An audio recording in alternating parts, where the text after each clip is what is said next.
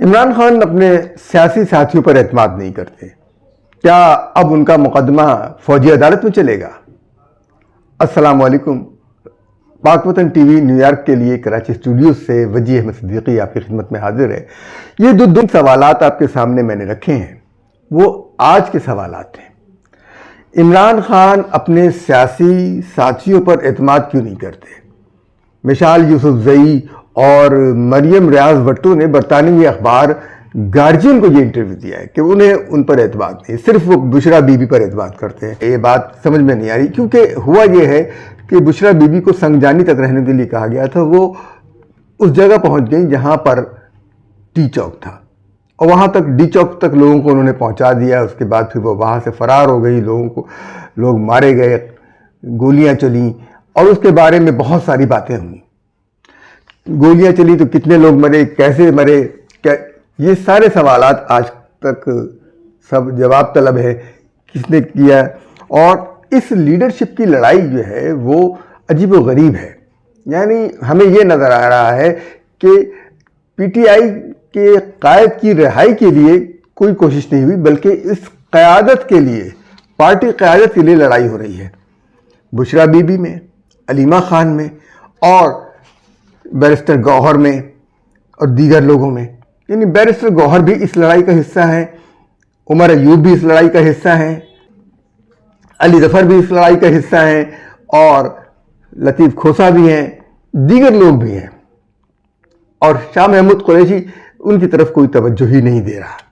یہ اس کا المیہ ہے کہ دوسرے نمبر کے قائد جو تھے، نائب صدر تھے، جو بڑی لیڈرشپ تھی، ان کی طرف کوئی توجہ ہی نہیں دے رہا کہ وہ بھی قائد ہے. ان کے بارے میں کوئی بات بھی نہیں کر رہا. پی ٹی آئی کی طرف سے کسی لیڈر نے ان کے بارے میں کچھ کہا ہی نہیں ہے.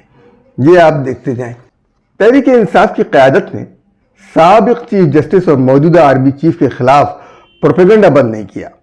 اسلام آباد میں ہونے والی جھڑپوں میں کتنے لوگ مارے گئے یہ ابھی طے نہیں ہوا. ٹی وی چینلوں پر بولنے والے پی ٹی آئی کے لیڈر جو ہیں مرنے والوں کی تعداد سینکڑوں میں بتا رہے ہیں. کوئی کہہ رہا ہے کہ 350. امریکہ میں جو اطلاعات آ رہی ہیں مختلف سوشل میڈیا پر، کوئی کہتا ہے 700. لیکن پی ٹی آئی کے جو موجودہ چیئرمین ہیں بیرسٹر گوہر، انہوں نے کہا کہ پی ٹی آئی کے صرف 12 کارکن مارے گئے ہیں. واضح رہے کہ ان ہنگاموں میں 8 رینجرز اور 4 پولیس اہلکار بھی جاں بحق ہوئے ہیں. ان کے بارے میں بھی کوئی بات نہیں کر رہا، لیکن حکومت بھی بات نہیں کر رہی. حکومت کہتی ہے کہ ہم نے گولی چلائی نہیں، صاف انکار. اب اگر اس نے گولی نہیں چلائی تو کون لوگ مرے ہیں؟ یہ مرنے والوں کی تعداد کے بارے میں نہ پی ٹی آئی کو جواب دے پا رہی ہے، نہ حکومت کو جواب دے رہی ہے. جو لاشیں اس زمانے میں ان دنوں میں اسپتالوں میں آئیں ان کی تعداد بھی کم تھی، لیکن رجسٹر کتنی ہوئی، کتنی لاشیں جو ہیں وہ بغیر پوسٹ مارٹم کے چلی گئیں، واپس کر دی گئیں لوگوں کو، اور ان کو رجسٹر نہیں کیا گیا. کہا گیا کہ ان میں سے بیشتر افغانی تھے. معاملہ یہ کہ انسانی جان تھی، ان کو کیوں نہیں انسانی جان سمجھا گیا؟ اگر یہ جو کچھ بھی ہوا ہے اس معاملے میں، بیرسٹر گوہر یہ کہہ رہے ہیں کہ احتجاج سنگجانی پر ہونا تھا، لیکن معاملہ ڈی چوک تک پہنچ گیا. یہ سب کچھ قیادت کی مرضی کے خلاف ہوا. قیادت کی مرضی کے خلاف کون وہاں پہنچ گیا؟ کون کہہ رہا تھا بار بار ڈی چوک پہنچنے کا؟ کس کی منزل ڈی چوک تھی؟ یہ ساری باتیں طے ہونی چاہیے.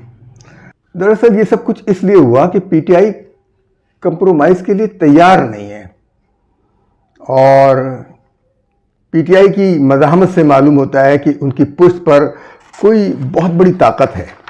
اس لیے کہ عمران خان کے صرف 2 مطالبات ہیں، اور یہ دونوں مطالبات اس لیے نہیں مانے جا سکتے کہ ایک مطالبے سے دوسرا مطالبہ مشروط ہے. یہ پہلا مطالبہ تو یہ ہے کہ انہیں رہا کیا جائے، اس میں کوئی حرج نہیں ہے کہ انہیں رہا کر دیا جائے. لیکن دوسرا مطالبہ یہ ہے کہ ان کو اقتدار دیا جائے، ان کو فوراً رہا کرتے ہی وزیر اعظم کی کرسی پر بٹھا دیا جائے. یہ ممکن نہیں ہے.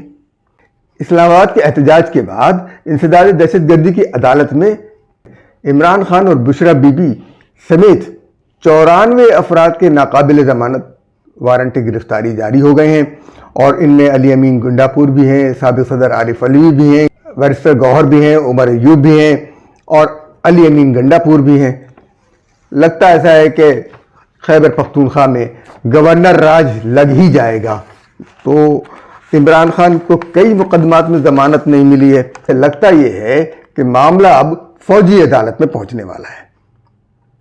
عمران خان کو باوثوق ذرائع کے مطابق فائنل وارننگ دی گئی تھی کہ وہ اس احتجاج کے سلسلے کو محدود کریں تاکہ ان کو رہا کیا جا سکے, اور رہا ہونے کے بعد ان سے کچھ شرائط منوانی تھی, کچھ کام کرنا تھا, انہیں بطور اپوزیشن لیڈر کچھ عرصے کام کرنا تھا, لیکن وہ مانے نہیں ہیں. تو اس کا مطلب یہ ہے کہ پیچھے کوئی ہے طاقت, لیکن فائنل وارننگ برقرار ہے اور فائنل کال جو ہے وہ بڑھ گئی ہے, اس لیے کہ یہ کال چل نہیں سکی. اس کال کے نتیجے میں جو کچھ ہوا, جو کچھ یہ کہہ رہے ہیں کہ بہت بڑا قتل عام ہوا ہے, تو اس قتل عام کا ثبوت نہیں ہے کسی کے پاس. بیرسٹر گوہر کہہ رہے ہیں کہ 12 افراد اور دوسرے کہہ رہے ہیں 350, امریکہ والے کہہ رہے ہیں 700. تو ہے کیا؟ عمران خان کو اپنے جرم کا احساس شاید ابھی تک نہیں ہوا ہے, اور ان کا جرم یہ ہے کہ انہوں نے پاک فوج میں سیاسی تقسیم پیدا کی. DGISPR پہلے ہی کہہ چکے ہیں کہ فوجی افسران کو سیاسی مقاصد کے لیے استعمال کرنے والوں کے خلاف قانون حرکت میں آئے گا. یہ بات کہہ چکے ہیں, یعنی قانون جب حرکت میں آئے گا تو فوجی عدالت کے ذریعے آئے گا. یہ فوجی عدالتیں اسی لیے بنی تھیں. تو معاملہ فوجی عدالت میں جانے والا ہے. لگتا ایسا ہے, ہم پیشگوئی کر رہے ہیں, کوئی خبر نہیں دے رہے آپ کو, لیکن جو صورتحال ہے اس کے نتیجے میں یہی لگتا ہے. اور فارن فنڈنگ کا شاخسانہ ہے کہ PTI نے ایسا منظم احتجاج کیا, کیونکہ اس احتجاج پر بھارت نے بڑھ چڑھ کر خبریں دی ہیں اور خوب لوگوں کو گمراہ کیا ہے. سوشل میڈیا پر PTI متحرک ہوئی ہے. گودی میڈیا کے لوگ جو ہیں وہ عمران خان کی حمایت کر رہے تھے. مودی کے حامی لوگ عمران خان کی حمایت کر رہے تھے. وہ کہہ رہے تھے کہ جی PTI کو ہرایا گیا ہے, جال سازی کی گئی ہے, یہ کی گئی ہے. تو بھارت کے اندر جب آپ کی ترجمانی ہو تو دال میں کچھ کالا ہوتا ہے, بلکہ ساری دال ہی کالی نظر آتی ہے. اب سوشل میڈیا پر PTI بہت زیادہ متحرک ہے. اس کا بھگتان عام لوگوں کو بھگتنا پڑ رہا ہے. انٹرنیٹ سلو ہو گیا ہے, واٹس ایپ سلو ہو گیا ہے, واٹس ایپ پہ کام نہیں ہو رہا. سوشل میڈیا کے اوپر جو چیزیں تجارتی مقاصد کے لیے لوگ استعمال کر رہے تھے, کام کر رہے تھے, اپنا کام کرتے تھے, ان سب کے لیے مشکلات پیدا ہو گئی ہیں. حکومت نے بے سوچے سمجھے انٹرنیٹ کے اوپر وار کر دیا ہے.